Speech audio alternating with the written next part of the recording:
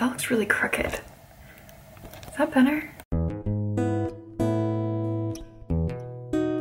Hi guys, I'm Amy. Welcome back to my channel. Today I'm going to be doing the Who Am I book tag. This is a tag that was created by PBS in conjunction with their current TV series called The Great American Read, which is a survey to figure out what America's favorite book is. I absolutely loved the 2-hour special. I have not watched last week's episode yet, and a new one will air tomorrow as well. And I've been thinking about doing a series to go along with The Great American Read because I think it's fascinating and really interesting, and I'm so curious to see what book will be selected because let me tell you what, there is a huge range. So if you guys are interested in seeing that series or something along those lines, please let me know down in the comments, but otherwise we have 7 questions to get to, so let's get to the tag. Question number 1 is, if you were a book genre, what would it be?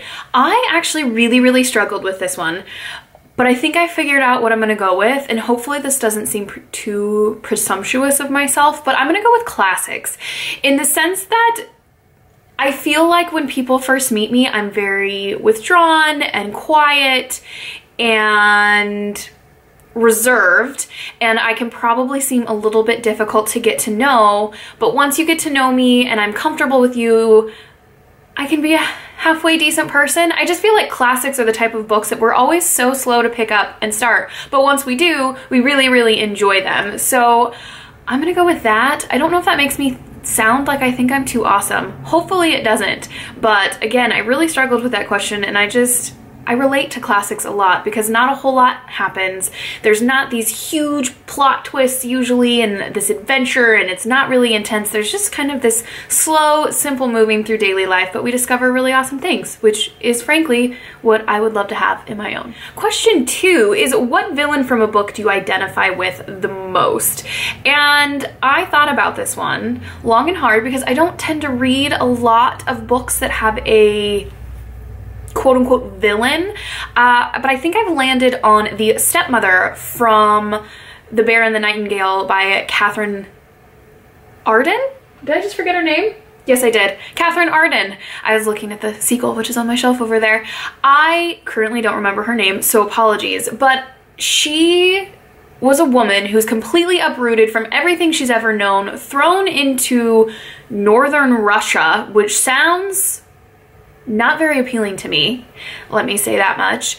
And she's just doing what she thinks is best, even if it isn't what is actually best. I just feel like she was working with what she had, and she was so misplaced, and I felt for her in a lot of ways. In a lot of ways, she was really horrible, but if you stop and think about her situation, I don't envy her for what happened in her life and her trying to make sense of her world and then have a very headstrong stepdaughter like Vasilisa. So we'll go with her. Apologies that I don't know her name.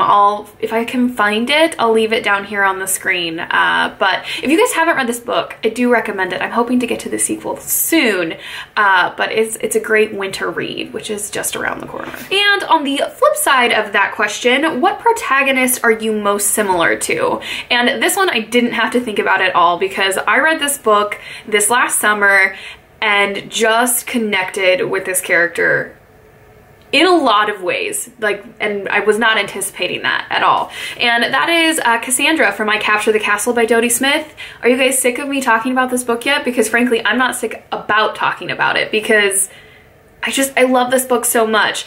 In this book, you are following Cassandra, who is writing in her journals, and that's what you're reading. And I just found Cassandra so relatable. The way she views the world, she's very observant and notices people's really small expressions that they think no one else sees, but she's also a little bit anxious and unsure about how she should interact in the world and very protective about her family and aware of the fact that people may not perceive them the way they may want to be perceived.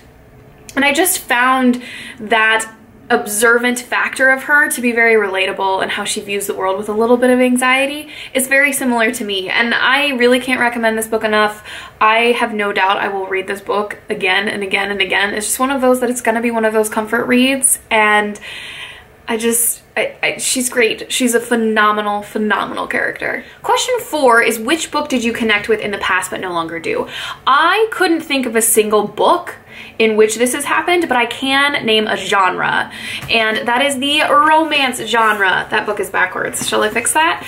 And I used to read these books almost exclusively, romance, especially in college and my early 20s, early to mid 20s, and I just find that I struggle with these so much now. I have done a discussion video, I'll link that up here for you guys if you haven't checked it out, in which I lament about my seemingly loss of interest in the romance genre itself. But these are a few of my favorites that I would still recommend. This is The Irish Earl and A Most Suitable Duchess by Patricia Bray, Ride the Winter Wind by Christina Kingston, probably my favorite romance of all time, and Lord of the Manor by Jean Carmichael, which I did recently reread and enjoyed, but I just think I need more out of a story now. I still love romance. I love when there's romances in my books, but I want there to be more. I want there to be more development and more of a theme than just two people needing to admit that they love each other.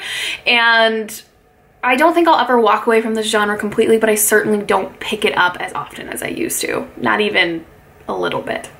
Question number 5 is, what recent book would you love to be a character in? And I couldn't pick just one, so I have 2 for this one. I've read these both within the last 6 months. The one right before we sold our house, and this other one this last summer when we were staying with my parents. And the one that I currently have on me is The Gentleman's Guide to Vice and Virtue by Mackenzie Lee. I have raved and raved and raved about how fun I think this book is. Likely one of the most fun books that I have ever read. And I'm gonna be completely honest with you, the reason I want to be a character in this book is threefold. 1, I want to get to know Percy. He's, if we're gonna go with a trendy term right now, a total cinnamon roll, and I want a hug from him. 2, I want to party with Monty because he has a hell of a good time. And 3, I want to talk about books with Felicity because I love the characters in these books so much. I think it would be so much fun to go on a road trip with them. And this was probably the first of these 2 books that I'm gonna mention that came to my mind when I saw this question. I phrased that oddly, but I just, if you haven't read this book and just need a pick-me-up, do yourself a favor and read this one because it's not going to disappoint you. And the second book that I want to mention, which is probably a bit cliche, but I'm not sorry about it, is The Night Circus by Erin Morgenstern. I read this book, like I said, right before my husband and I sold our house, and I don't think I love this book as much as many people have. I know some people will say this is their favorite book of all time. I really, really liked it, but I loved the atmosphere. The atmosphere of the Night Circus itself. How would you not want to go and witness that and be a part of it and that community?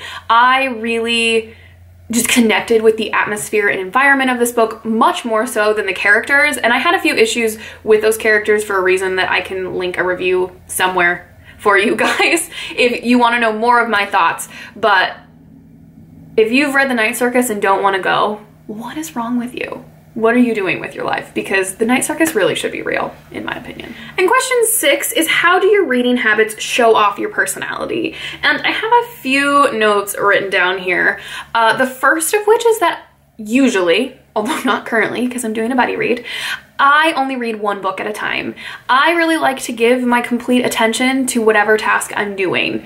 I'm an all or nothing type of person usually, and so I want my full attention to be on that one book, whether it is a short story collection or a graphic novel or an 1,000-page classic. I just want to be 100% in that book and not distracted by anything else.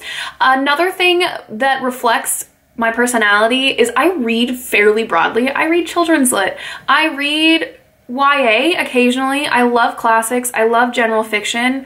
I dabble in romances, but like I said, it's been difficult as of late. And I love nonfiction as well. I'll read just about anything. Fantasy, sci-fi. If the book catches my interest, I'll pick it up. And I think that's just because I have such a desire to learn. I want to know so much about the world that I know I'll never reach where I want to be, but I'm excited to read all of these books to add to my repertoire and my knowledge that it wouldn't get if I just read one single genre. And then the last thing is more of a reflection of my channel / reading habits, and that's that I do radar reads instead of a typical TBR, because I do only read one book at a time. So by the time I finish a book that I thought I was going to read next is likely to have changed, and I like to have a plan. I like to know where I'm headed, but I'm also very okay with that plan changing. Hence, radar reads. Books that I want to read, I think, but if that changes, it's okay. So me being a reader is very reflective of my personality, because obviously it's a huge part of my life, but I think that about sums it up. And the last and final question, number 7, is what book taught you something about yourself? And I don't know if I interpreted this question correctly, but we're gonna go with it anyways, and I'm going to talk about another book which I have repeatedly discussed and gushed and raved about on my channel, which is The Butcher's Hook by Janet Ellis. This was one of my favorite books of 2017, and I think the reason I feel like this book taught me something about myself, not that I think I would engage in the activities that Anne as a character engages in, but that I can read books that get down into the nitty-gritty and are dark, and I can enjoy them and still relate to that character and still enjoy a book about a character that's not so likable. You're not sure if you're rooting for Anne or not. You feel for her, but you also don't exactly agree with the decisions that she's making. And I loved that I could read a book that didn't have this cut and dry rainbows and unicorn ending and this pristine, perfect female character who has no slights against her because no one would dare say a bad thing about her. And I just found that there's a whole bunch of books out there that I've just considered myself not capable of reading because they're too dark or harsh or different. And this book taught me that that is most definitely not the case, because I adored this book. Alrighty guys, there you have it. There is the Who Am I book tag. Again, let me know if you're interested in me doing some more content in regards to the PBS's Great American Read. Like I said, I'm so excited about it. I think this is so fascinating and cool because obviously I have a book channel. Why wouldn't I be interested? But I am going to tag Robert at Barter Hoards. I would love to see his answers to this, as well as Doris at All Deep Books. Both of their channels are amazing. Definitely check them out. They are so articulate when they talk about books, and they have a great taste also, I must say. So if you guys liked this video, please like it, and if you loved it, please subscribe, and we'll see you in my next video. Happy reading!